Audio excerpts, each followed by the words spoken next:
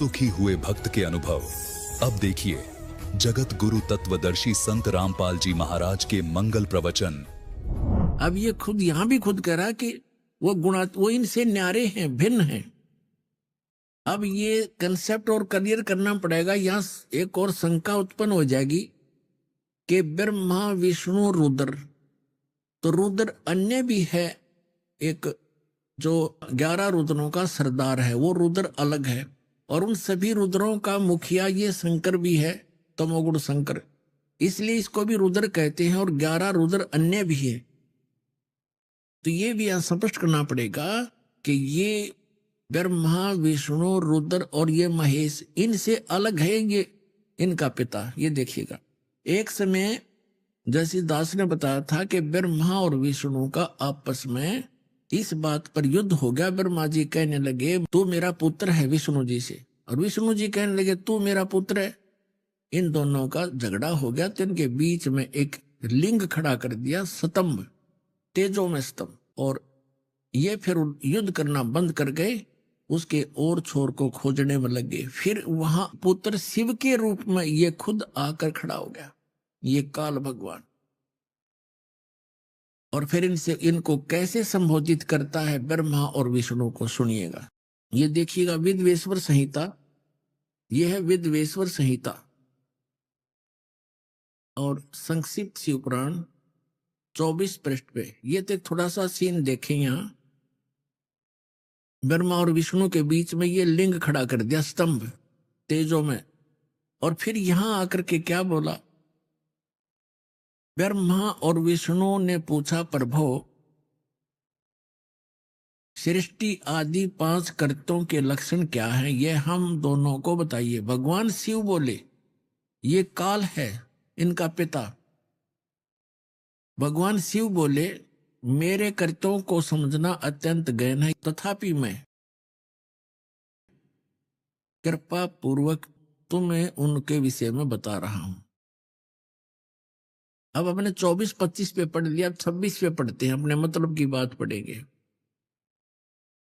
यहां आगे अब नीचे, पुत्रो, ब्रह्मा और विष्णु को ये काल बोल रहा है, पुत्रो तुम दोनों ने तपस्या करके प्रसन्न हुए मुझ परमेश्वर से सृष्टि और सतिथि नामक 2 कृत, यानी जो 2 विभाग, ये 2 जॉब प्राप्त किए हैं, और ये दोनों तुम्हें बहुत प्रिय है। इसी प्रकार मेरी विभूति स्वरूप रुद्र और महेश्वर ने, मैं नहीं है, ने 2 अत्यंत उत्तम कृत संहार और तिरोभाव प्राप्त किए।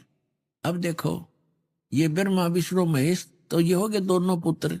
रुद्र और महेश्वर ये इन दोनों से न्यारे, यानी 4 हो गए, और बोलने वाला वो इनका पिता इनसे अलग है। अब यहां फिर और देखते हैं, स्पष्ट हो जाता है। यहां देखो,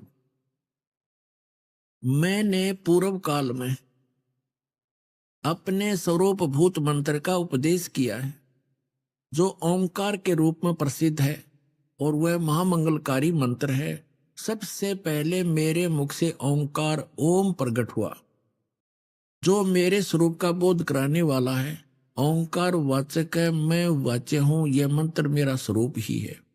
प्रतिदिन ओंकार का निरंतर स्मरण करने से मेरा ही सदा स्मरण होता है। मेरे उत्तरवर्ती मुख से आकार का, पश्चिम मुख से उकार का, दक्षिण मुख से मकार का, और पूर्ववर्ती मुख से बिंदु तथा मध्यवर्ती मुख से नाद का प्राकट्य हुआ। इस प्रकार 5 अवयव से युक्त ओंकार का विस्तार हुआ है। इन सभी अवयवों से एकीभूत होकर यह प्रणव ओम नामक एक अक्षर हो गया। अब यहां हमने देखना है कि ये ओम एक अक्षर जो है, ये ब्रह्मा विष्णु महेश के पिताजी का है। और वो कौन है? वो ब्रह्म है, वो काल है। ये ब्रह्म का मंत्र है ओम। गीता अध्याय नंबर 8 के श्लोक नंबर 13 में ये गीता ज्ञानदाता गीता बोल रहा है, इससे ये भी स्पष्ट होता जाएगा।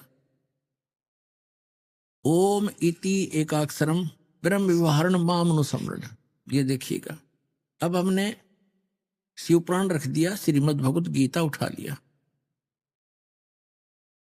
गीता प्रेस ग्रुप से प्रकाशित है। 8वें अध्याय का 8वां अध्याय श्रीमद् भगवत गीता, ये 13वां श्लोक यहां शुरू होता है। ये 13वां श्लोक यहां पर है। इसमें क्या है? ओम इति एकाक्षरम ब्रह्म व्यवहारण माम अनुसमरण ये प्रयाति तजन देहम सयाति परमाम गतिम। गीता ज्ञानदाता कह रहा है कि माम ब्रह्म, मुझ ब्रह्म का, ओम इति एकाक्षरम, यह ओम एक अक्षर है, नथिंग एल्स। व्यवहारण मान उच्चारण करके अनुसमन सुमन करता हुआ, यह प्रयति तजन देहम, जो संसार शरीर छोड़कर जाते समय तक इसका जाप करता है, जाता है, सयाति परमाम गतिम। इसका सुमन करता हुआ जो शरीर छोड़कर जाता, सयाति परमाम गतिम। इस ओम से मिलने वाली, ये ओम यह उदाहरण दिया, जो पुरुष ओम ओम ओम, ये एक अक्षर हो गया ओम इति, इस एक अक्षर ब्रह्म को उच्चारण करता हुआ, मां मुझ निर्गुण ब्रह्म का चिंतन करता हुआ शरीर को त्याग कर जाता है, वह पुरुष परम गति को प्राप्त होता है।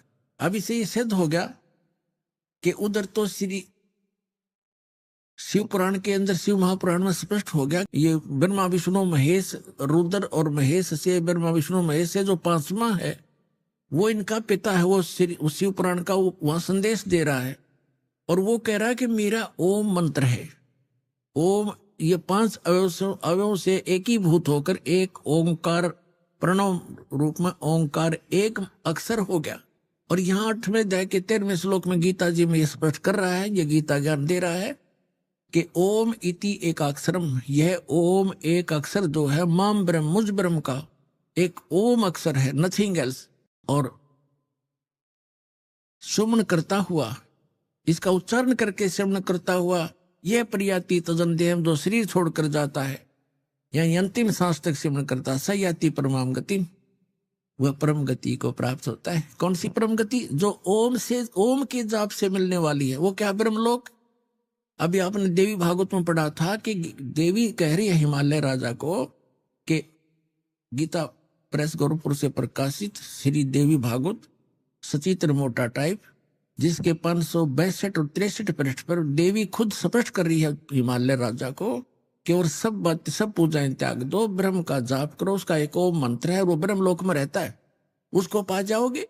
तो ओम के जाप से ब्रह्मलोक प्राप्ति है। गीता अध्याय नंबर 8 के श्लोक नंबर 16 में लिखा है कि ब्रह्मलोक पर्यंत सब पुनरावृत्ति में, वहां गए प्राणी भी जन्म मृत्यु में आते। ये देखिएगा, ये वही श्रीमद् भगवत गीता, इसके 8वें अध्याय के अब 16वें श्लोक में क्या कहा है कि हे अर्जुन, ब्रह्मलोक पर्यंत सब लोग पुनरावृत्ति में, पुनरावृत्ति का इन्होंने यहां विश्लेषण भी किया है, अर्थात जिनको प्राप्त होकर पीछे संसार में आना पड़े ऐसे। तो इसे सिद्ध हो गया कि इससे भी परम गति नहीं हुई, क्योंकि जन्म मृत्यु है तब तक ये जीव सुखी नहीं हो सकता। और गीता अध्याय नंबर 15 के श्लोक नंबर 4 में कहा है कि तत्वदर्शी संत और तत्व ज्ञान की प्राप्ति के उपरांत परमेश्वर के उस परम पद की खोज करनी चाहिए, जहां जाने के बाद साधक फिर लौटकर कभी संसार में नहीं आते। तो अब जो प्रसंग चल रहा है, अब यहां तो जैसे प्रसंग चल रहा है कि हम इन श्री विष्णु जी, श्री शिव जी की पूजा करते थे इष्ट रूप में, और भगवान 600 वर्ष पहले परमात्मा आए थे। कबीर जी वो कहा करते थे, 3 देव की जो करते भक्ति, उनकी कदे ना होवे मुक्ति। अब देखो, परमात्मा कहा करते ये भगवान नहीं है, जिनको तुम पूज रहे हो, ये तुम्हें कोई भी लाभ नहीं दे सकते। अब यही प्रमाण आपको श्री शिव पुराण से करते हैं कि विष्णु और ब्रह्मा ये भगवान नहीं है, मालिक नहीं है, जिनको हम पूजा करते थे। ये देखिएगा श्री शिव महापुराण हिंदी टीका सहित भाग 1, ये कहां से प्रकाशित है? ये है श्री शिव महापुराण विद्या अवरिधि पंडित ज्वाला प्रसाद जी मिश्र कृत हिंदी टीका सहित। ये सारा देख लो। खेमरा श्री कृष्णदास प्रकाशन, बंबई 4, अब इसको मुंबई बोलते हैं। इसको आप ले चलते हैं विद्वेश्वर संहिता के 11 पृष्ठ पे। ये देखिएगा प्रश्न नंबर 11, शिव महापुराण प्रश्न नंबर 11, विद्वेश्वर संहिता भाग 1 अध्याय 6 में नंदीकेश्वर बोले, हे योगेंद्र, आगे एक समय विष्णु भगवान शेष शैया पर अपने गरुड़ आदि पार्षदों से संयुक्त लक्ष्मी सहित शयन करते थे, विश्राम कर रहे थे। उस समय ब्रह्म ज्ञानियों में श्रेष्ठ ब्रह्मा जी अपनी इच्छा से वहां आए। सब प्रकार से सुंदर सेज पर शयन करते हुए कमल लोचन भगवान विष्णु से पूछने लगे, तुम कौन हो जो मुझे देखकर अभिमानी पुरुष के समान शयन करते हो? वत्स, बेटा उठो, देखो मैं तुम्हारा स्वामी आया हूं। ब्रह्मा जी बोले विष्णु जी को, मैं तुम्हारा मालिक आया हूं। आए हुए गुरु को देखकर जो अभिमान करता है उस द्रोही मूड का प्रायश्चित होना उचित है। यह सुनकर विष्णु जी के अंतर में तो क्रोध हुआ, लेकिन ऊपर से दिखाया नहीं, बाहर से शांत रहे और बोले, वत्स बेटा, तुम्हारा मंगल हो, बैठो, इस आसन पर विराजो। इस समय तुम्हारा नेत्र कुटिल और मुख वक्र क्यों है? यानी टेढ़ा मुंह क्यों कर रहा है? आंखें टेढ़ी क्यों कर रखी है क्रोध में? ब्रह्मा जी बोले, वत्स विष्णु, हे बेटा विष्णु, तुमको समय के प्रभाव से अभिमान है। हे पुत्र, मैं तुम्हारा रक्षक और जगत का पितामह हूं। विष्णु जी बोले, यह तो सब जगत मुझ में स्थित है, तुम चोर के समान किस प्रकार अपना कहते हो? तुम मेरी नाभि कमल से उत्पन्न हुए हो, इससे मेरे पुत्र हो, मुझे पुत्र कहना व्यर्था है। नंदीकेश्वर बोले, इस प्रकार ब्रह्मा विष्णु दोनों ही रजोगुण से मुक्त होकर विवाद करने लगे। मैं श्रेष्ठ हूं, मैं स्वामी हूं, ऐसा कहकर एक दूसरे को मारने की इच्छा से युद्ध करने में उत्सुक हुए। तब संपूर्ण देवता विमान में बैठकर उस महा अद्भुत युद्ध को देखने चले आए और आकाश से उनके ऊपर फूल बरसाने लगे। वारे देवताओं, अकल देखो इन देवताओं की। दो भाई लड़के मरने को तैयार हैं और ऊपर से फूल बरसाओ के मरो कटके। शाबाश, बहुत अच्छा कर रहे हो। यह परमात्मा कहते हैं, दास गरीब या चूक धरोधर ऊपर से लेकर नीचे तक बिजली पड़ रही है। अरे देवता को हमें अरुण युद्ध मरते ने देखे, उन्होंने तो नीचे आकर हाथ जोड़ना चाहिए था, उनके बीच में खड़ा हो जाना चाहिए था। ये भगवान लड़ा नहीं करते। आप हमारे पूज्य होकर भी लड़ रहे हो तो हमारे ऊपर क्या असर पड़ेगा? अरे ये नौ के ऊपर तो फूल बरसावे, मरो लड़के। ये हमारे देवता है। तेरा गजब।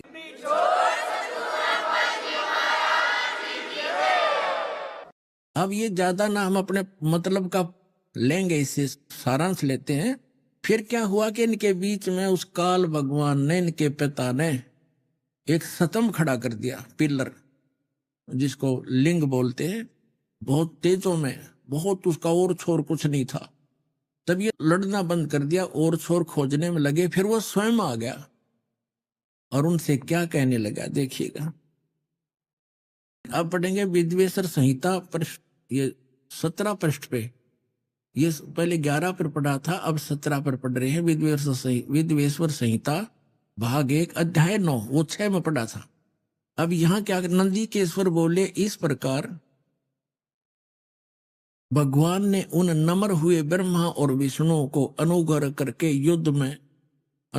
यह कहा, उन दोनों की अज्ञानता और वैर को दूर करने के अर्थ दोनों से कहा भगवान ने, इस काल ने, इनके पिता ने।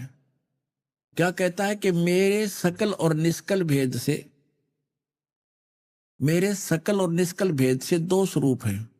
परंतु और ईश्वर नहीं। इस कारण से ये दो स्वरूप नहीं हो सकते।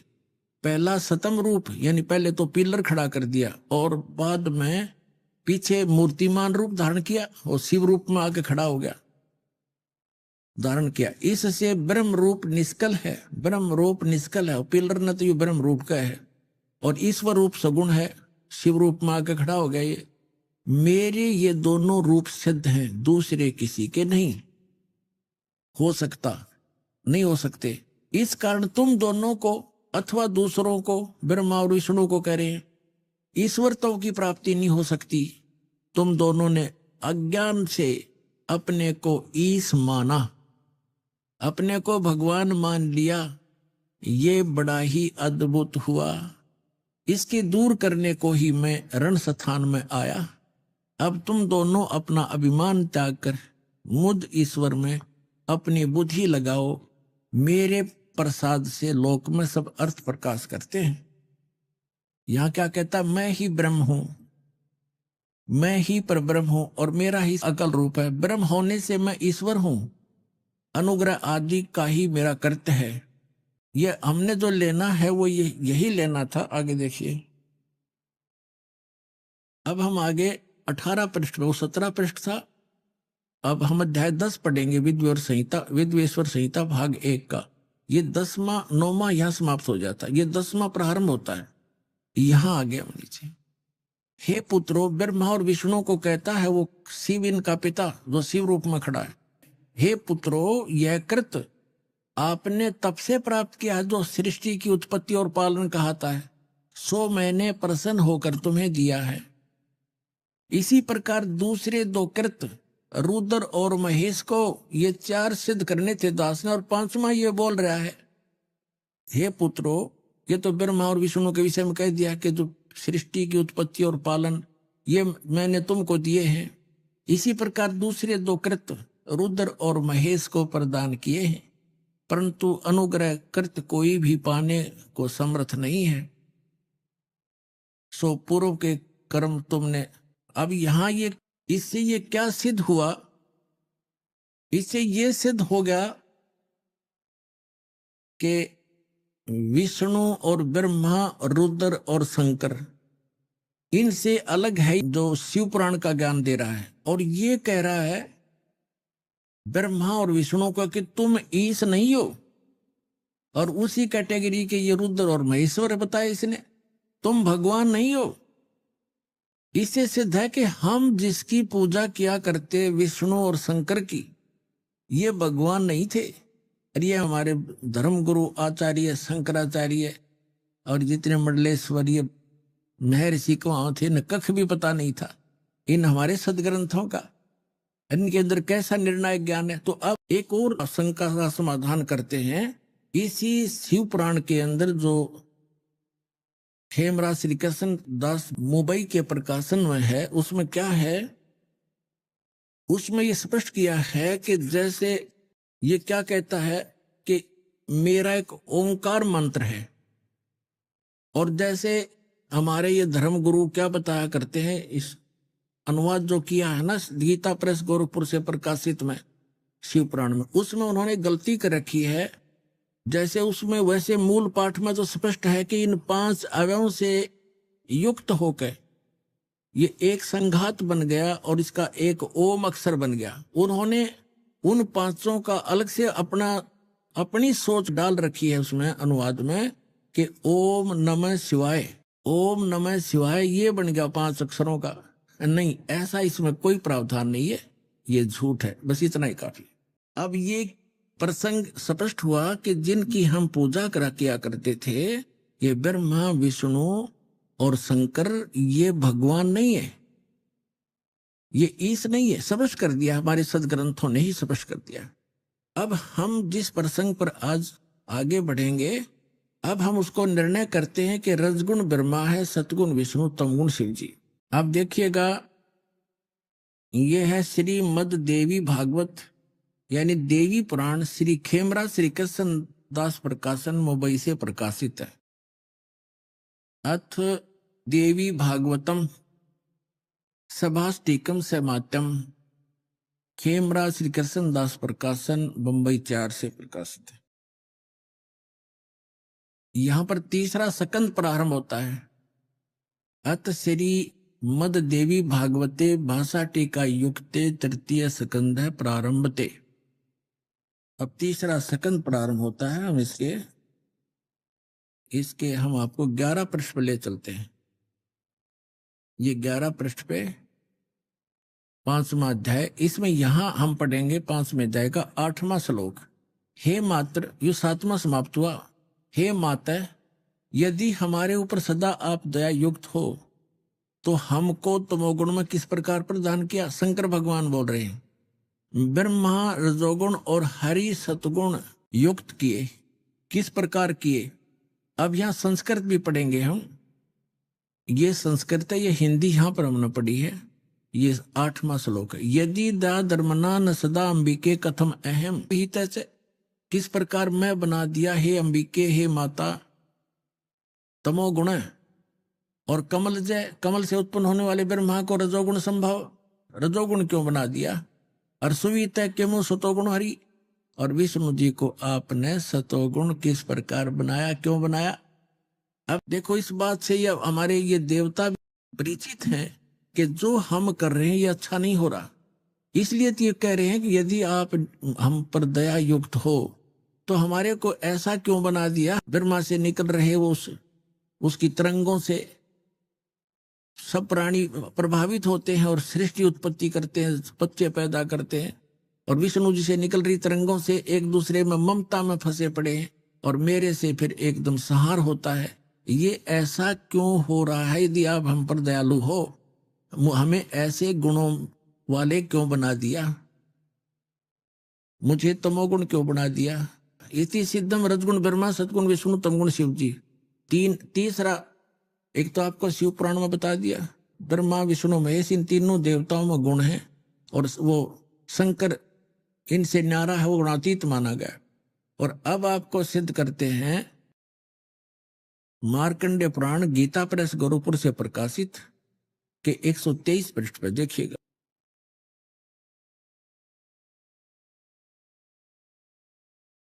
यहां देखना सुचित्र मोटा टाइप, ये यहां से प्रकाशित है।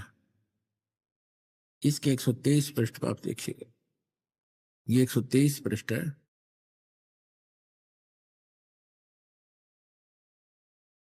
अब यहां मार्कंडेय जी का वर्णन चल रहा है। मार्कंडेय जी बोल रहे हैं, मुने यहां आ जाते हैं। इस प्रकार स्वयंभू परमात्मा की 3 अवस्थाएं हैं। रजोगुण प्रधान ब्रह्मा, तमोगुण प्रधान रुद्र और सतगुण प्रधान विश्वपालक विष्णु हैं। और यही 3 देवता हैं और यही 3 गुण हैं। ब्रह्मा विष्णु महेश कहो या रजगुण सतगुण तमगुण कहो, इति सिद्धम। अब श्रीमद् भगवत गीता का 7वां अध्याय श्लोक नंबर 12 से लेकर 15 आप जी को समझ में आएंगे और स्वीकार्य होंगे। पुण्यात्मा और टीचर का काम होता है इन गूढ़ रहस्यों को सरलता के साथ श्रोताओं को समझाए। आज तक हमारे धर्मगुरु और हमारे भगवान ने परिचित नहीं थे आत्म ज्ञान से। सतयुग के ब्राह्मण ऋषि महर्षि भी इस तत्व ज्ञान से अपरिचित थे। तो पुण्यात्माओं, सौभाग्य है आपका। आपका जन्म ऐसे समय में आप शिक्षित हैं और ये तत्व ज्ञान को उजागर करने का परमपिता कबीर भगवान का आदेश है। यो दास आपको भेज दिया, आपके सामने पेश है, और आपका अब कल्याण होगा, पूरे विश्व का कल्याण होगा।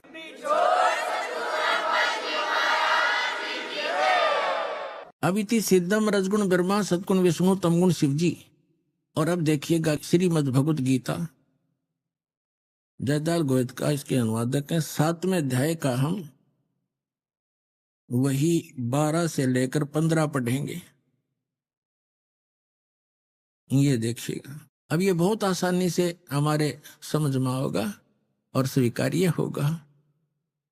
अब इसमें क्या कहा है, और भी जो सतगुण से उत्पन्न होने वाले भाव हैं और जो रजोगुण से तथा तमोगुण से होने वाले भाव हैं, उन सबको मुझसे ही होने वाले हैं ऐसा जान, परंतु वास्तव में उनमें मैं और वे मुझ में नहीं हैं।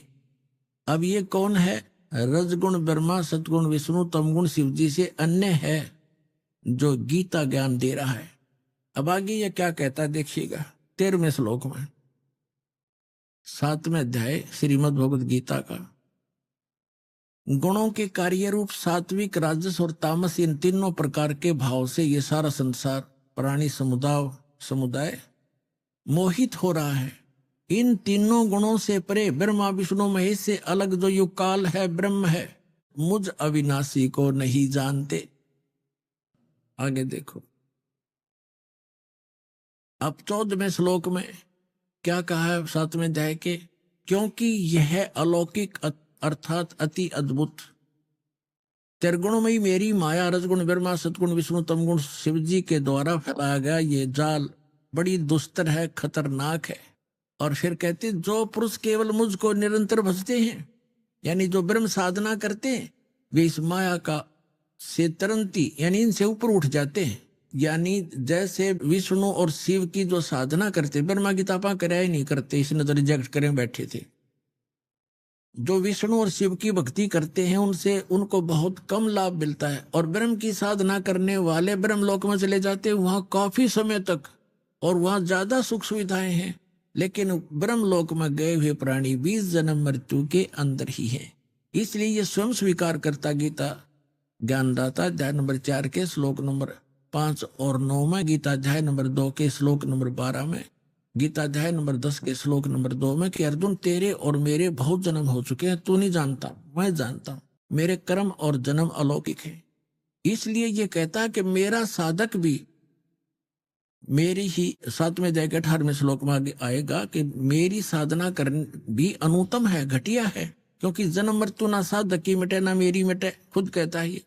इसलिए 18वें अध्याय के 62वें श्लोक में कहा कि अर्जुन तू सर्वभाव से उस परमेश्वर की शरण में जा, उसकी कृपा से तू परम शांति को और सनातन परम धाम को प्राप्त होगा। 15वें अध्याय के 4थे श्लोक में कहा कि अर्जुन तत्वदर्शी संत की प्राप्ति के उपरांत तत्व ज्ञान रूपी शस्त्र से इस ज्ञान को काट कर उसके पश्चात परमेश्वर के उस परम पद की खोज करनी चाहिए, जहां जाने के बाद साधक फिर कभी लौटकर संसार में नहीं आते। अपनी साधना को बना करता है, केवल उसकी भक्ति करो। अब यहाँ जो प्रसंग चल रहा है ये क्या कह रहा है, यदि ब्रह्मा विष्णु महेश से ऊपर उठकर मेरी भी साधना करें, इनसे अच्छा लाभ तो मैं दे दूं। ये मेरी साधना करने वाले इनसे तर जाते हैं, इनसे ऊपर उठ जाते हैं, इनकी भक्ति नहीं करते, वो ब्रह्मलोक प्राप्त करते हैं। ये देखिएगा अब 7वां अध्याय का हम अब 14वां श्लोक पढ़ रहे हैं। क्योंकि यह अलौकिक अर्थात अति अद्भुत त्रिगुण में ही मेरी माया, रजगुण ब्रह्मा, सतगुण विष्णु, तमगुण शिव जी द्वारा फैलाया गया जाल बड़े दुस्तर है, और जो पुरुष मुझको ही निरंतर भजते हैं वो इस माया का यानी ब्रह्मा विष्णु महेश से ऊपर उठ जाते हैं, मेरे वाला लाभ प्राप्त करते हैं। 15 माया के द्वारा ब्रह्मा विष्णु महेश की साधना तक और इन्हीं से मिलने वाले लाभ पर जो दृढ़ हो चुके हैं और कोई सुनने को तैयार नहीं, उनके विषय में कहा है, जो इनके उपासक हैं तीनों गुणों के, ब्रह्मा विष्णु महेश के। अभी आपने सुने संत रामपाल जी महाराज के मंगल प्रवचन। आइए अब सुनते हैं संत रामपाल जी महाराज से नाम दीक्षा लेकर सतभक्ति करके अद्भुत लाभ प्राप्त करने वाले अनुयायी के विचार। दर्शकों, सोचिए अगर मनुष्य अपने पूरे जीवन में कठिन तपस्याएं करे, व्रत और उपवास रखे, तीर्थ यात्राओं पर जाए और विभिन्न देवी देवताओं की भक्ति भी पूरी श्रद्धा से करे, लेकिन इसके बावजूद भी वो मानसिक तनाव और अशांति से घिरा रहे, तो उसका भगवान के प्रति विश्वास डगमगाना स्वाभाविक हो जाता है। दर्शकों, ऐसी ही कहानी थी राजस्थान की रहने वाली सोनम सैनी जी की। सोनम जी ने अपने जीवन में अनेकों देवी देवताओं की भक्ति साधनाएं की, व्रत और उपवास रखे और तीर्थ यात्राएं भी की, लेकिन इसके बावजूद भी सोनम जी को मानसिक परेशानियों और बीमारियों ने घेर रखा था। परंतु दर्शकों, आज सोनम जी का कहना है कि जब से मैंने संत रामपाल जी महाराज की शरण ग्रहण की है, तब से हमारा जीवन पूरी तरह से बदल गया है। अब मैं अपने भगवान संत रामपाल जी महाराज द्वारा दी गई आदि सनातनी भक्ति करती हूँ और सभी प्रकार की शास्त्र विरुद्ध साधना को त्याग दिया है। आखिर इसके पीछे की सच्चाई क्या है? आइए सुनते हैं सोनम सैनी जी की कहानी, उन्हीं की जुबानी। जी नमस्कार। नमस्ते। क्या नाम है जी आपका? मेरा नाम सोनम सैनी है। सोनम जी कहाँ से आए हैं आप? मैं दौसा राजस्थान से आई हूँ। संत रामपाल जी महाराज से नाम दीक्षा लेने से पहले आप क्या भक्ति साधना करते थे? ये जो हिंदू समाज में प्रचलित है, देवी देवताओं की पूजा करना और इनके व्रत करना, यही साधनाएं करते थे हम पहले। जब आप ये सभी प्रकार की पूजाएं कर ही रहे थे तो आपको संत रामपाल जी महाराज से नाम दीक्षा लेने की क्या जरूरत आन पड़ी? इन सब की भक्ति साधनाएं करते हुए भी हमें कोई लाभ नहीं हो रहा था। मतलब उल्टा ज़्यादा हम लोग नीचे गिरते गए, हम ज़्यादा से ज़्यादा बीमार होते थे और मुझे तो बहुत ज़्यादा प्रॉब्लम थी। इतनी भक्ति साधना करते हुए भी मुझे कुछ भी लाभ नहीं हो रहा था। दुर्गा जी के व्रत करती थी, तो वो करवा चौथ का व्रत करते थे ना, वो भी मैंने किया था कि क्या पता मैं ठीक हो जाऊं। उनका व्रत करने से कहते हैं कि दुर्गा माता सबके संकटों को हरती है, तो मैंने भी यही किया, व्रत करते थे, लेकिन कोई बेनिफिट नहीं हुआ हमें। इसलिए मैंने सोचा कि इन सब की भक्ति करने से कोई लाभ नहीं होगा। फिर उसके बाद हमारे फूफा जी हैं मानपुर के, तो वो हमें बताते थे कि इन सब की भक्ति करने से कुछ नहीं होता, ये सब काल के बंधे, मतलब ये सब काल के ही, काल निरंजन की भक्ति है, ये सब इनको करने से हमें कोई लाभ नहीं होगा। तो हम कहते थे कि तो फिर इनसे बड़ा और कौन भगवान है जिसकी भक्ति करने से हमें सब हमारी बीमारियां हैं वो सारी ठीक हो जाए। तो वो बताते थे कि पूर्ण परमात्मा कबीर साहब की भक्ति करनी चाहिए हमें, वही हमारे सारे दुखों को हर सकते हैं और इनकी भक्ति करने से हमें कोई लाभ नहीं हो सकता। तो आपने संत रामपाल जी महाराज से नाम दीक्षा कैसे ली? वो बताते थे कि संत रामपाल जी महाराज सच्चे गुरु है इस धरती पे और वही पूर्ण परमात्मा की भक्ति बताते हैं। जैसे मुझे बीमारी थी, वो उनके भी फेफड़े ख़राब थे काफ़ी और उनको ब्लडिंग भी होती थी उल्टी के साथ में, तो वो बिल्कुल ठीक हो गई थी उनके संत रामपाल जी महाराज से नाम दीक्षा लेने के बाद। तो वो बताते थे कि जैसे मेरा रोग ठीक हो गया है तो तुम्हारा नहीं होगा क्या? तो हमने कहा कि चल ठीक है, एक बार लेकर भी देख लेंगे, क्या पता ठीक हो जाए हम भी। तो फिर उन्होंने, पापा जी ने सबसे पहले नाम दीक्षा ली थी, उनको भी प्रॉब्लम थी, उनको भी फेफड़े ख़राब थे, तो उन्होंने सबसे पहले नाम दीक्षा ली, उसके बाद हमने ली। जब आपने संत रामपाल जी महाराज जी से नाम दीक्षा ली तो आपको क्या लाभ मिला? जब मैं संत रामपाल जी महाराज जी से नाम दीक्षा ली थी तब उसके बाद भी मतलब मैं प्रॉब्लम में ही थी। फिर एक बार क्या हुआ कि मतलब पापा को जो ज़्यादा प्रॉब्लम होती थी ना वो फेफड़ों की, तो वो ठीक हो गए, मतलब अच्छे से रहने लगे वो भी। फिर मैंने सोचा कि अगर ये भी ठीक हो गए तो क्या पता मैं भी ठीक हो जाऊँ, मैं भी एक बार गुरुजी से प्रार्थना कर लूँ कि वो कहते हैं, मतलब पापा जी बताते हैं कि अगर हम सच्चे हृदय से भगवान को याद करेंगे ना तो वो ज़रूर हमारी मदद करते हैं। तो फिर ऐसे ही मैं एक बार, जब मैं मतलब मुझे पीरियड में सबसे ज़्यादा पेन होता था, मैं खाना भी नहीं खा पाती थी और मुझे बुखार भी होने लगता था और मैं सो भी नहीं पाती थी, इतना ज़्यादा दर्द होता था मुझे पीरियड में। तो एक बार मैं जब भक्ति कर रही थी, आश्रम में बैठी थी, भक्ति करती मैं सोच रही थी कि गुरुजी, मतलब जब पापा जी ठीक हो सकते हैं और वो भगत जी भी मानपुर के भी ठीक है बिल्कुल, तो फिर मेरे साथ ही ऐसा क्यों हो रहा है गुरुजी? मैं डॉक्टरों के चक्कर काटते भी हैरान हो गई। मैं दवाई भी ले लेती हूँ, फिर भी मुझे वही प्रॉब्लम होती है। डॉक्टर बताते हैं कि आपको खून की कमी है और ये पेन तो होता ही है, खैर ये तो नॉर्मल सी बात है। फिर मैंने कहा कि गुरुजी ऐसे तो मैं कब तक डॉक्टर के पास जाऊँगी? हर बार मुझे पीरियड आता है तो मुझे डॉक्टर के पास जाना पड़ता है, खाना भी नहीं खा पाती मैं। तो फिर मैं सोचा कि गुरुजी अब आप ही करो जो करना है, इन सब की बीमारियों को आपने ठीक किया तो मेरी भी प्लीज़ कर दीजिए ना आप ठीक। उसके बाद फिर मैं सो गई थी। फिर जब मैं सुबह उठ के देखा तो मुझे इतना बिल्कुल पेन नहीं हो रहा था, मैं खाना भी खा लिया था मैंने और मैं चल भी पा रही थी और मैं काम भी करती थी और मैं स्कूल भी जाती थी और पैदल भी चल लेती थी। नहीं, उससे पहले मैं कभी ना तो चल पाती थी ना खाना खा पाती थी, उल्टा मुझे उल्टियाँ होने लगती थी और इतना ज़्यादा दर्द होता था कि पापा मुझे डॉक्टर के पास ले जाते थे और डॉक्टर कहता था कि ऐसे तो होता ही है, खैर दर्द तो और ठीक हो जाएगा, ये तो ऐसे होता ही है नॉर्मली।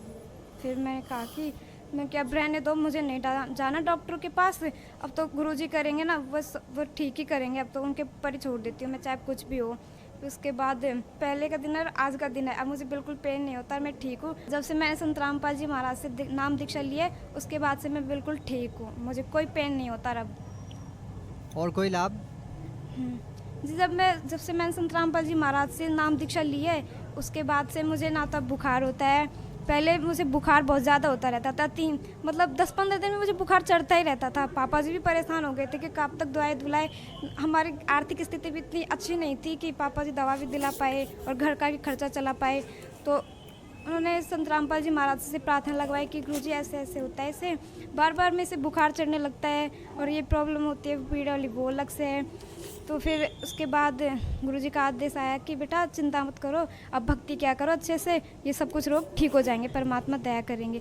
उसके बाद से मुझे आज तक बुखार भी नहीं चढ़ा, अब मैं बिल्कुल ठीक हूँ। और कोई लाभ?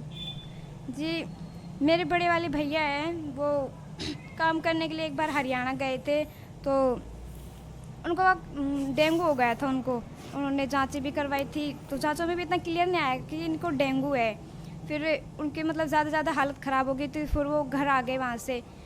फिर घर आ गए थे तो उनकी ज़्यादा हालत ख़राब हो गई थी, तो फिर उनको जयपुर भेज दिया। दौसा में उनके प्लेटलेट्स ज़्यादा डाउन हो गए थे ना, तो उन्हें दौसा भेज दिया था। दौसा में उनको मना कर दिया था कि इनका इलाज यहाँ नहीं होगा, इनकी प्लेटलेट्स है वो 20,000 ही रह चुकी है, आप इनको जल्द से जल्द इनको जयपुर पहुँचाइए, तभी तो ये बच सकते हैं, वरना इनके बचना बहुत मुश्किल है इनका। फिर उनको जल्द से जल्द जयपुर पहुँचाया गया। उसी दिन जयपुर पहुँचाया तो फिर उनके वहाँ जाँचें हुई, एक दिन में तो उनकी जाँचें हुई। जाँचों में आया था कि इनको कोरोना हो गया है। तो पापा जी तो घबराए गए थे कि इनको कोरोना आ गया, अब तो ये बचने वाले नहीं है। डॉक्टरों ने भी मना कर दिया था कि ये बचने वाले नहीं है, ये आज या फिर अभी ख़त्म भी हो सकते हैं, ऐसे बोल दिया था डॉक्टरों ने। फिर उसके बाद पापा जी ने गुरुजी से प्रार्थना लगवाई कि गुरुजी ऐसे ऐसे हो गया है, इसे कोरोना हो गया है और पता नहीं ये बचेगा भी या नहीं। फिर पापा जी ने सोचा कि अब तो इसको यहाँ भर्ती करवाने से भी क्या फ़ायदा है। फिर पापा जी उसे घर ले आए। घर ले आने के बाद जब गुरुजी से प्रार्थना लगाई तो दूसरे दिन उसका आदेश पूछा। गुरुजी ने बताया कि बेटा चिंता मत करो, कभी परमात्मा दया करेंगे, ऐसे बोलना कि ये भक्ति करे अच्छे से। तो उसके दूसरे दिन बाद जब उनको डेंगू की दवाई दिलवाई थी ना, तो संत रामपाल जी महाराज जी की दया से वो बिल्कुल ठीक हो गए, वरना डॉक्टरों ने तो मना कर दिया था कि जयपुर वालों ने कि ये नहीं बचने वाली, ये रास्ते में ख़त्म हो जाएंगे, आप चाहे इनका इलाज करवाओ या ना करवाओ, कोई फ़ायदा नहीं है उसका। सोनम जी, संत रामपाल जी महाराज जी ने आपको इतने सारे लाभ दिए हैं, लेकिन लोगों का यह विश्वास कर पाना बहुत मुश्किल है कि किसी संत के आशीर्वाद से या मंत्रों के जाप से इस तरह का लाभ होना, तो उन लोगों को आप कैसे विश्वास दिलाएंगे? जैसे कि हाँ, ये बात सही है कि लोग विश्वास नहीं करते कि संतों के आशीर्वाद से ऐसा कुछ हो भी सकता है, लेकिन हमारे साथ हुआ है तो हम तो कैसे नहीं बोल सकते कि हमें ऐसे लाभ नहीं हुए हैं। हमने तो साक्षात देखे है ना कि हाँ, वाकई में संत रामपाल जी महाराज जैसे लाभ करते हैं। तो मैं तो लोगों से यही प्रार्थना करूँगी कि आप सभी लोग एक बार संत रामपाल जी महाराज का ज्ञान सुने और उनसे नाम दीक्षा लेकर एक बार चेक तो कर सकते हैं ना कि वाकई में ऐसे लाभ हमें होते भी हैं या नहीं, या फिर ये संत ऐसे ही बोलते हैं। और देखिए, संत रामपाल जी महाराज इस टाइम जेल में है, लेकिन फिर भी लोग उनसे जुड़ रहे हैं। आज के ज़माने में तो सारे लोग एजुकेटेड हैं, कोई गंवार नहीं है जो उनसे नाम दीक्षा ले लेगा जेल में होने के बावजूद भी। और एक बार आप उनका ज्ञान सुनकर देखिए, अच्छे धर्मगुरु भी चुप हो जाते हैं, उनका ऐसा ज्ञान है। एक बार आप लोग उनका ज्ञान सुनकर देखिए, फिर उनसे नाम दीक्षा लेकर देखिए कि आपको कोई लाभ होता भी है या नहीं। हमें तो हुआ है, हमें तो पता है कि हाँ, संत रामपाल जी महाराज क्या है और वो सारे दुखों को दूर भी कर सकते हैं, ये हमें पूरा विश्वास है। आप भगत समाज को क्या संदेश देना चाहते हैं?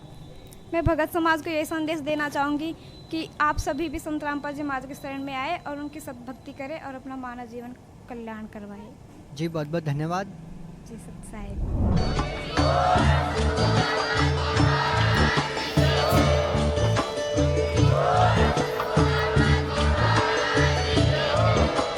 आप सुन रहे थे जगत गुरु तत्वदर्शी संत रामपाल जी महाराज जी के मंगल प्रवचन। अधिक जानकारी के लिए विजिट कीजिए हमारी वेबसाइट www.jagatgururampalji.org। संत रामपाल जी महाराज जी के शुभ आशीर्वाद से पूरे विश्व भर में 500 से भी ज्यादा नाम दीक्षा केंद्र हैं, जिन पर संत रामपाल जी महाराज जी द्वारा ऑनलाइन निशुल्क नाम दीक्षा दी जा रही है। अपने नजदीकी नाम दीक्षा केंद्र का पता करने के लिए संपर्क करें 8222880541।